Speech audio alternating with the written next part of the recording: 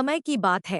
एक ऐसी जगह जहाँ पेड़ हवा से राज की बातें करते थे और नदियाँ चांद को लोरी सुनाती थी। वहाँ एक रहस्यमय जंगल था जिसे भूला हुआ नामों का जंगल कहा जाता था। यह कोई साधारण जंगल नहीं था। यह वह स्थान था जहाँ हर प्राणी, सबसे छोटे कीट से लेकर सबसे विशाल वृक्ष तक, अपना एक नाम रखता था जो उसके अस्तित्व का सार था।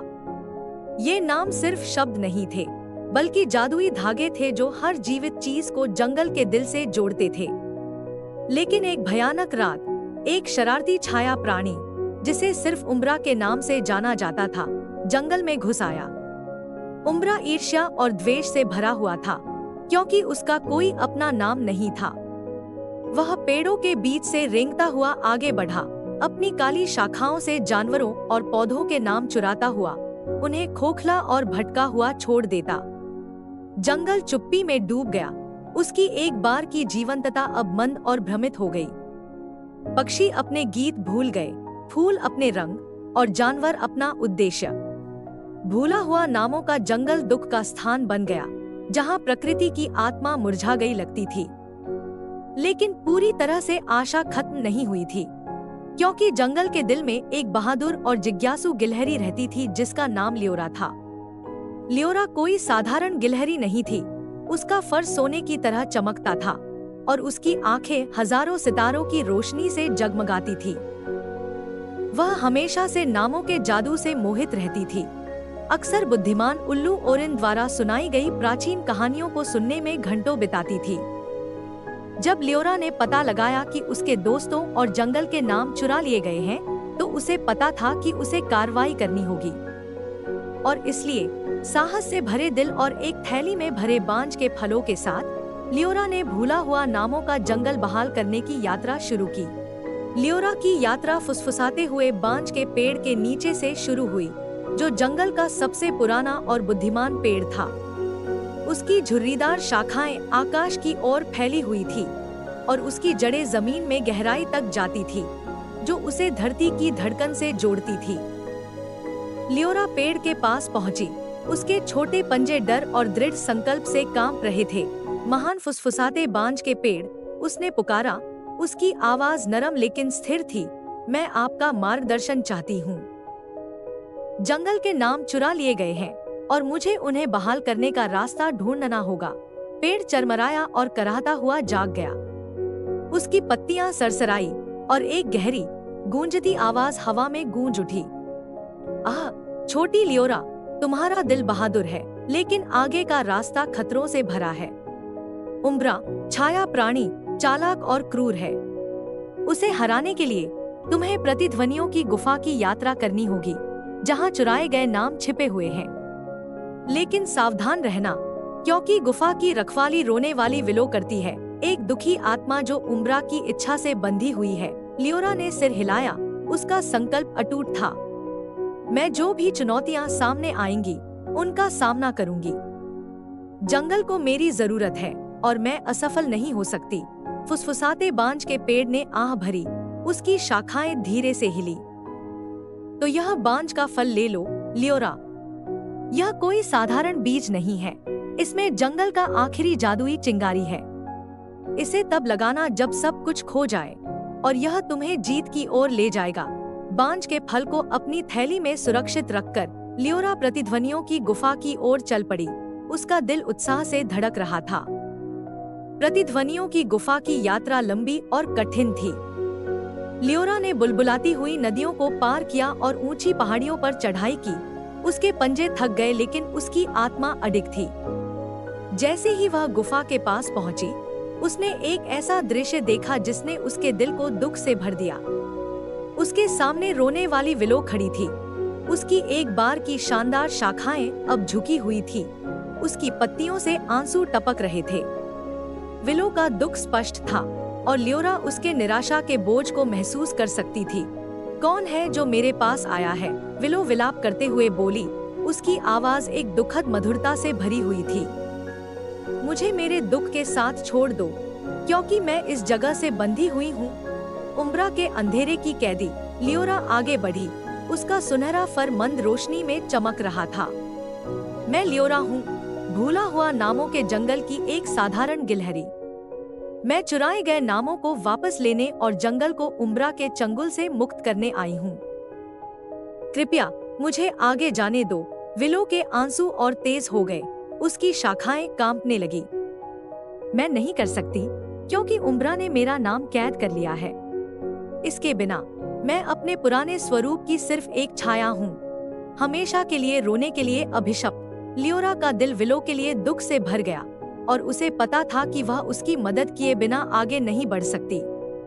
उसने अपनी थैली में हाथ डाला और फुसफुसाते बांज के पेड़ द्वारा दिया गया बांज का फल निकाला।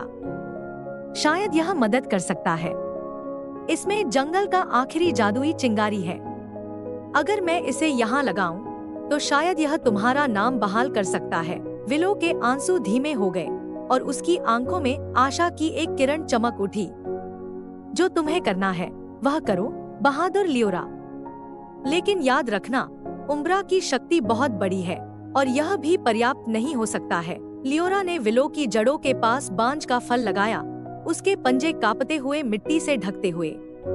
उसने आंखें बंद की और जंगल से प्रार्थना की, उसकी ताकत और मार्गदर्शन के लिए विनती की।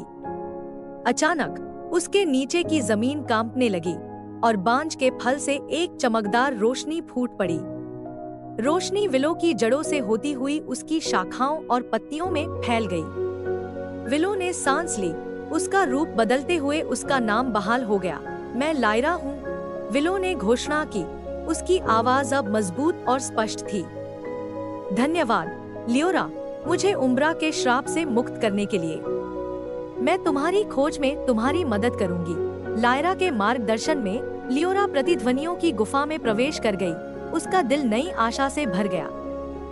प्रतिध्वनियों की गुफा अंधेरे और फुसफुसाहटों से भरी हुई थी, जहां चुराए गए नाम छाया प्राणी के चंगुल में फंसे हुए थे। लियोरा के पंजों की आवाज धीमी थी, जैसे वह गुफा में गहराई तक जा रही थी। उसका सुनहरा फर रास्ते को रोशन कर रहा था। गुफा के दिल में उसने उम्ब्रा को पाया, एक घूमती हुई छाया का ढेर जिसकी आंखें लाल चमकती थी। प्राणी ने उसे देखते ही फुफकार मारी। उसकी आवाज फुसफुसाहटों का एक कोलाहल थी। कौन है जो मेरे राज्य में घुस आया है? मैं लियोरा हूँ, उसने घोषणा की। उसकी आवाज डर के बावजूद स्थिर थी। मैं तुम्हारे चुराए हुए नामों को वापस लेने और भूला हुआ नामों के जंगल को बहाल करने आई हूँ। उम्ब्रा हंसा, एक ऐसी आवाज जिसने लियोरा की रीढ़ में सहरन पैदा कर दी। मूर्ख गिलहरी, तुम मुझे हरा नहीं सकती। नाम मेरे हैं और जंगल कभी भी फिर से पूरा नहीं होगा। लेकिन लियोरा अपनी जगह पर डटी रही। उसकी आंखें दृढ़ संकल्प से चमक रही थी। तुम गलत हो उम्ब्रा, जंगल का जादू तुम्हारे अंधेरे से ज्यादा मजबूत है। मैं तुम्हें जीतने नहीं दूंगी। लायरा की मदद से लियोरा ने चुराए गए नामों को इकट्ठा करना शुरू किया, उसके पंजे तेजी से चलते हुए हवा से उन्हें पकड़ते हुए। उम्ब्रा गुस्से में चिल्लाया, उसकी छायाएं उस पर वार करने लगी। लेकिन लियोरा ने चालाकी से बचाव किया। उसकी हरकतें जंगल के जादू से निर्देशित थीं। जैसे ही उसने आखिरी नाम इकट्ठा किया, लियोरा ने अपने अंदर एक शक्ति का प्रवाह महसूस किया।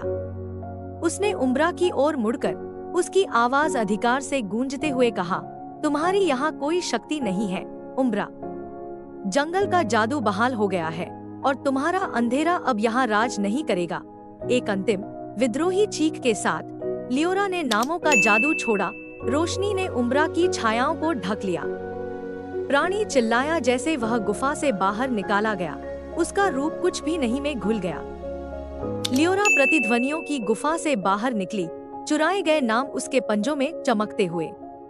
वह भूला हुआ नामों के जंगल में वापस आई, जहां जानवर और पौधे उसका इंतजार कर रहे थे। एक एक करके उसने नामों को उनके असली मालिकों को वापस किया। जंगल रंग और आवाज से फिर से जीवंत हो गया। पक्षियों ने गाना शुरू किया, फूल खिले और जानवरों ने खुशी मनाई।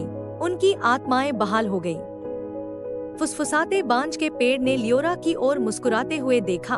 उसकी शाखाएं धीरे से हिली। तुमने अच्छा किया बहादुर लियोरा, तुम्हारे साहस और दृढ़ संकल्प के लिए धन्यवाद। जंगल फिर से पूरा हो गया है। लियोरा ने विनम्रता से सिर झुकाया। मैं यह अपने दोस्तों और जंगल के जादू की मदद के बिना नहीं कर सकती थी। यह जीत हम सभी की है। उस दिन से लियोरा को एक नायिका के रूप में माना जाने लगा। उसका नाम हमेशा के लिए जंगल के दिल में अंकित हो गया।